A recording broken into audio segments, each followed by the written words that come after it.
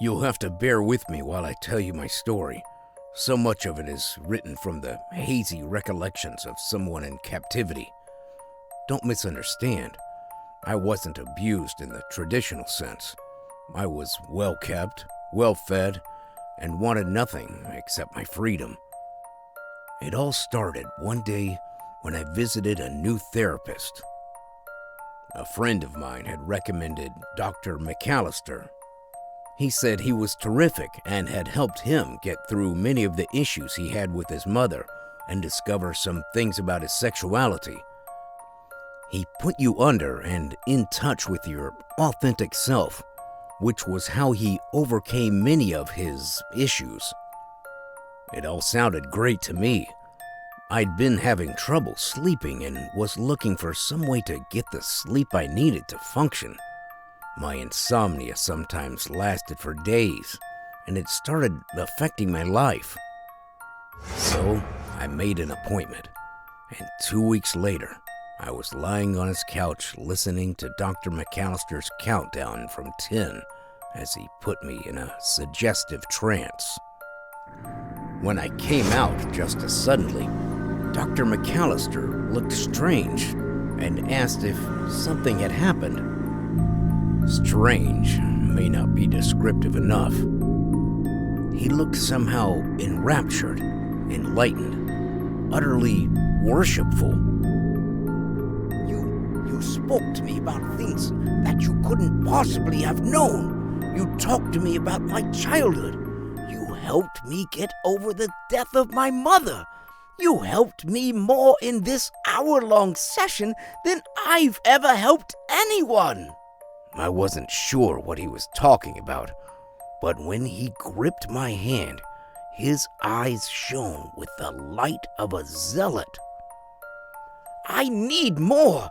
Please, let me put you back under so I can discover more. I pulled away from him and took a huge step back. What the hell was he talking about? I had come here for help, but suddenly he wanted me to help him. I had to get out of there. I had to leave now. McAllister tried to stop me, but I was out the door before he could say much more than stop. I didn't sleep well that night either, and it became a real problem. Sometimes I would lay in my bed and swear I heard whispers, but I put it off as auditory hallucinations. I hadn't slept well for the past 3 weeks, and I knew it was starting to catch up with me. When I would force myself out of the house for work or to run errands, I could swear I felt someone watching me.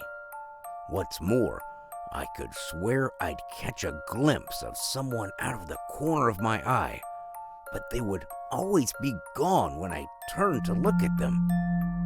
It never happened in my house, always when I was out and about, and the paranoia on top of the sleep deprivation was slowly eroding my sanity. So, when I heard someone open a window in my living room one night, I rolled over and I just thought it was me having paranoid hallucinations. It turns out it hadn't been hallucinations. When I heard someone open my bedroom door, I rolled over and found Dr. McAllister standing there watching me. He looked like he hadn't been sleeping well either, and his eyes looked crazed as we looked at each other. I wasn't sure if he was real or not, but when he lunged at me, I curled into a ball and cried out for him to stop. He didn't attack me though, and he didn't hurt me at all, though I now wish he'd had killed me right there. Instead, he just slipped a needle into my arm, and I watched as his thumb pushed down the plunger. I felt waves of warm and inviting sleep roll through me. I woke up in a finished basement, the lights turned down low, strapped to a chair, as Dr. McAllister ensured my bindings were comfortable. I struggled, my limbs heavy and uncoordinated, but he held up a fresh needle and told me that if I didn't calm down, he was going to put me out again. I made myself as still as possible, unsure of what to expect. This didn't seem to be a sexual thing. I was fully dressed, and the way he was tending to me almost felt worshipful. I didn't want it to come to this, but I can't live without the knowledge you possess. I know you don't believe what I'm saying, but while you were unconscious, you told me about things that may very well change my life. You spoke to me of things that opened my eyes, ideas I had never even conceived of. And the longer I went without hearing your voice again, the more I felt my newfound serenity crumbling. I'm sorry. I'm usually not like this, but I had to possess you, to have your knowledge, and to understand your words. I can promise you that while you remain with me, you will want for nothing. You are, to me, as a captured god that I wish to understand. We talked about a lot that night, though I mostly yelled at him to let me go. But in the end, he just injected me with something to knock me out, and I drifted off into a peaceful unconscious. And that was how I became Dr. McAllister's captive god. I will say that while I was with him, I never wanted for restful sleep. This was, in part, due to the fact that I spent most of my time in a near catatonic state. Dr. McAllister kept me restrained in a large underground area that I always thought of as the basement. I was seated in a large, comfortable chair, my hands secured to the arms with soft straps. There was a remote at hand, and I was allowed to watch anything I wanted on television as long as the doctor was away. If I was hungry, all I had to do was push a button, and a short blonde woman, whom I later discovered was the doctor's wife, would bring me anything I wanted. In the beginning, it wasn't so bad. I was kept in a sluggish state from the drugs he used on me to induce the state he wanted, but it wasn't bad. I watched TV, ate, and I existed. Given that I had worked 40-plus hour work weeks and lived off crappy food for most of my adult life, it felt almost like pampering. I was free to do what I liked, except leave or talk to people who were likely wondering what happened to me. My mom, my dad, my friend. Did any of them wonder what happened to me? It may seem odd to you that I never tried to escape, but my head was always in a cloud of some sort. The drugs left me just lucid enough to consume TV or audiobooks, but I never felt able to really settle my thoughts on anything in particular. I knew I should want to escape, but it was always a hard concept to catch hold of. Those were the good days when Dr. McAllister was still operating his practice. That was when McAllister was still pretending to have a normal life. He would come down in the evenings and talk with me, telling me his problems and asking me to help. He would ask me about stocks or bonds, the housing market, business ideas, patents, and inventions, and I would try my best to direct him in the way he wanted. I wasn't sure what he wanted. My head was too foggy most of the time to make any sense of it, but I would try my best to help him without the need to be placed into an unconscious state. We'd talk for hours about everything from the state of his marriage, the depraved childhood he had lived through, the future of psychology, and even the condition of his soul. I didn't always want to hear what he had to say, but I always understood that it didn't really matter what I wanted. It didn't seem to matter anyway. We would talk for hours, but the result was always a needle in my arm or neck and several hours of blissful unconsciousness. Fortunately, I remember little from these blackout periods, but sometimes I would go into a dark place and just hang suspended in the murk. Things would whisper to me there, tell me something I couldn't understand, and I was powerless to stop them. This rarely happened, but it was still too often for my tastes. I don't know what I said to Dr. McAllister in those times, but there was always a drastic change when I came back to myself. It wasn't always for the better either. Once, I came back to myself and felt something wet in my lap. I glanced down, which was difficult because my head was strapped to the headrest, and found that someone had thrown a head into my lap.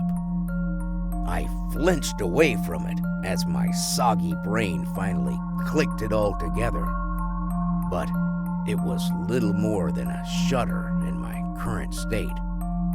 The head had wispy gray hair, a pair of broken glasses hanging across the face by one ear, and a nose full of broken veins from a lifetime of drinking. I didn't recognize it, but as it soaked the pants of my pajamas, I did feel like it was familiar somehow. Dr. McAllister was sitting across from me, looking expectantly at the gift he had literally dropped in my lap, and I looked at it with confusion as I asked, why had he done this? "You told me," he said, a little shocked. "You said if I meant to truly get over the cruelty of abuse that my father had given me, then I had to destroy the icon of my father within myself. So I did. I told him that I wanted to meet so we could discuss our past and reconcile. He was ecstatic. He hadn't seen me in 20 years. And oh, did we reconcile. I waited for him to turn around, and I bashed his head with a hammer, choking him to death as he lay twitching on the floor. Then I took the body and disposed of it, cutting the head off so I could show you that I had followed instructions. You are so wise, so correct, and I am your loyal disciple." I started screaming, mindless gibbering noise, but he just bowed to me, and when the head hit the ground next to him, he didn't even flinch. The situation ultimately takes family reunions to a whole new level. If you don't want to end up like McAllister's father, make sure to like this video and subscribe to our channel for more thrilling stories. Anyway, back to my story. That was my first indication that the things I was saying in my sleep might be used in ways I had never considered. After that, he started bringing people down to see me. At first, it was his wife, the blonde woman, who had been feeding me. She looked skeptical as she approached, content to keep her husband's secrets, but unsure of joining him in this new experiment. I knew from our talks that he was afraid she would leave him, but enjoyed the financial stability of their marriage. He stuck me with the needle as she sat a few feet away, and when I came to, she was bowing and crying. She thanked me for helping her see the truth. My husband was right. You are truly a god. I was wrong to ever doubt him or you. After that, it was friends and colleagues. They all seemed confused when he introduced them to me, calling me his god of knowledge, and some of them laughed, thinking it was a joke. They would sit and talk to me, listening to my answers and looking at McAllister as if to ask if this was some sort of elaborate prank. In the end, though, when I came back from the little naps he would subject me to, it was always the same. Their smirk of disbelief or scowl of confusion was replaced with rapturous awe, and they would pledge their undying fealty to me. No matter how many of them I begged to release me, the outcome was always the same. Over time, a religion of sorts began to form. Over time, McAllister drew in his cult. It was only a few at first, 5 or 10, but it began to grow into a sizable flock. The followers began to take care of me, washing and feeding and seeing to my every whim, except the most important. I would ask them to release me, beg them to let me go, but it was always interpreted as a test of some sort. Their God was testing them to see if they were loyal to the here or the hereafter, and they would thank me for helping them fortify their belief in me as they slid my hands back into the restraints or pushed my head back into the buckles.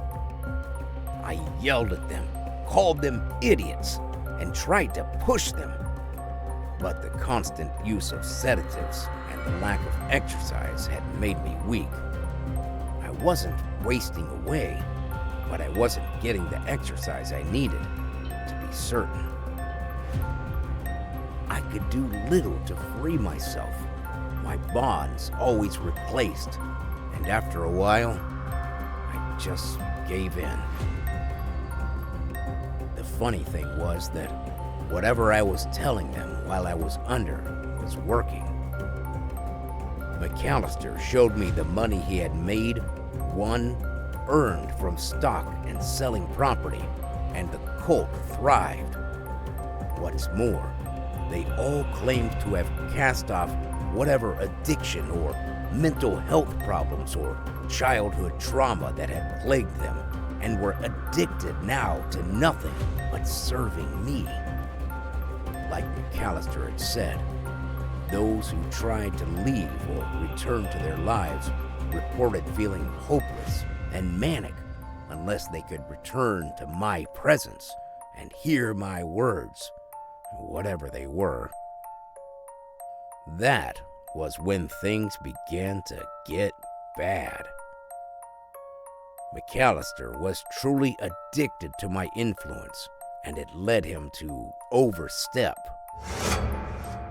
McAllister had been gathering his followers at his home, and while it was large, it was becoming too small to hold all of them. I can't really speculate on how many there were, but the basement was standing room only. I sat beneath a small bar that he was standing on, and the sea of bodies was dizzying. Though he was speaking, they all looked at me as if I were speaking through him. So many eyes looking at me. My body still held in the chair I had sat in for God knew how long was something I never got used to. It never made me feel like a deity, It never made me feel powerful to have them worship me. I always felt like a pet. Its freedom just one opened door away. McAllister said they would be moving to a new place soon, a place that would house them all comfortably. They could all stay there indefinitely, leaving their jobs and lives behind so they could care for their captive god. He didn't say where it was, but he said they would all go this afternoon and prepare for a long journey. They were all so happy, their faces in rapture as he told them of their new home. But I began to feel that this would never end. When he began to bring people to see me, I had hoped that someone would fail to see me as he did and get me out of there. They would take me away from him. They would call the police, and I would be saved from my captivity. That never happened. Whatever power, I had held them in sway, and after a while, I doubted that I would ever get out of there. I didn't know how long I had been McAllister's captive god, but I knew that no matter how comfortable the life, this had to end. I decided that if they weren't going to get me out, I would have to do it myself. Strangely, my chance came that very day. They had left me so they could prepare, and as I sat in the shadowy basement, I realized that my wrist strap was undone. This had never happened before, and for a moment, I wasn't sure what to do. It took all the energy I had to focus enough to get that hand to undo the other strap, and when I bent down to undo my legs, the effort seemed to take years. My mind was like unraveled yarn, and it was hard to focus on any particular task. When the bonds came off my legs, I got shakily to my feet before bending to rub some life into them. They were prickly from lack of use, and I took shaky steps as I made for the stairs. I got to the top before I was discovered. I peeked through the door and into the barren kitchen beyond. The cupboards were empty, the countertops clean, and I could tell that this room had already been cleaned out for the move. I just decided to take a step out and make for the back door when someone walked into the kitchen and saw me. They called for McAllister, walking to me as they insisted I return to my chair. I pushed at them, telling them to get out of my way. But as I lunged for the back door, I heard others coming in to stop me. I made it to the backyard, squinting as the sun hit my eyes, but I found it fenced with tall wooden boards. I was grabbed then by many hands, and when someone slipped a needle into my neck, I looked back to see McAllister instructing them to get me into the car. I came to some time later and was lying in an elaborate bed, my hands cuffed to the frame. That began the worst part of my confinement, though it was thankfully the end of it. After that, the drugging became worse. McAllister and his inner circle kept me in a near constant catonic state. The drugs he used were no longer just injected, and they began to experiment with other substances. The documents that were found later said they received different outcomes when different kinds of drugs were used, and they often sat around and drank or laughed as I came in and out of reality. I was aware of nothing in those times, a ship drifting on a sea of time. I could have been with them for days. I could have spent decades under their control. But to me, time was only islands glimpsed from afar. I didn't see many people in that time, just the 5 or so who were in McAllister's inner circle. But these men always spoke as if they were doing very well. Often there was cigar smoke around my bed, the smell of expensive liquor, and always the low murmur of talks as they waited for me to tell them what else they might do to gain more power. I had become their oracle, their captive god, as opposed to a revered deity, and they threatened to use me up. These are the times that I remember least about, except for the end. I spent a lot of my days in a black stupor. The more they experimented, the more often I was back in the black place. When I came back from these trances, I noticed a change in my captor. Gone were the shining eyes of the enraptured. Disappeared were the weeping orbs of the enlightened. They were replaced by the flinty eyes of the zealot, and I was afraid that he might break his promise. He looked angry, but also resolved. Whatever I had told him weighed heavily on him, but I wouldn't understand the burden for a while yet. Not till the day it all came to an end. I came one afternoon to find an intrusive light leaking into my dark chamber. They had always kept me in this persistently dark room, but now the door was open and something was laying in it. On the floor were others, none of them moving, and I was confused by their sudden stillness. Was this something new? Were they sleeping, or were they... I tried to put that thought out of my mind. They couldn't be dead, I reminded myself as I shook my chains. If they were all dead, then who would free me so I didn't die here too? I did as you said, came a monotone voice, and I jumped as I realized one of the slumped forms had only been praying. It was McAllister, and he looked wild. His salt and pepper hair was sticking up at odd angles, and his face was spattered with blood. His shirt was soaked in something, and it hung on him like a wet sack.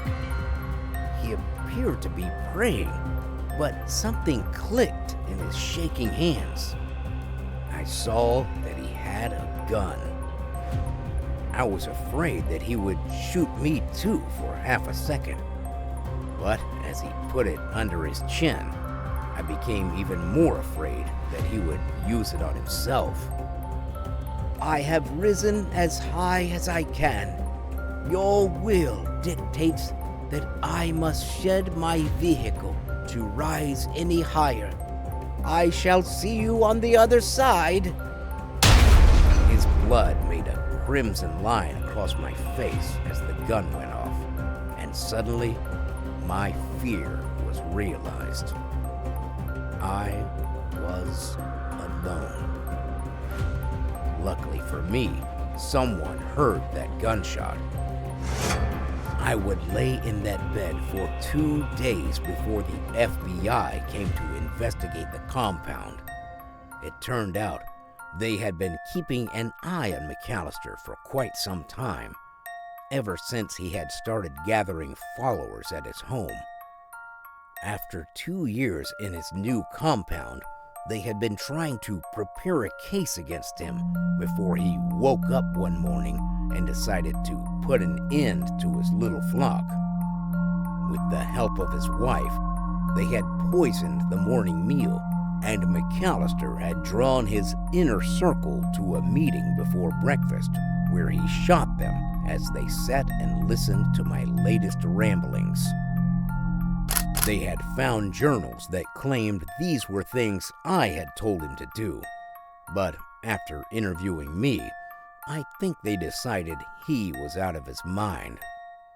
At least, that's what Agent Maxit led me to believe. We're going to have to hold you as a person of interest, but it honestly sounds like you are an unwilling participant. I'm going to go and get some things in order. Have a seat in here and we'll make some accommodations for you. After he left, I noticed the recorder sitting on the table.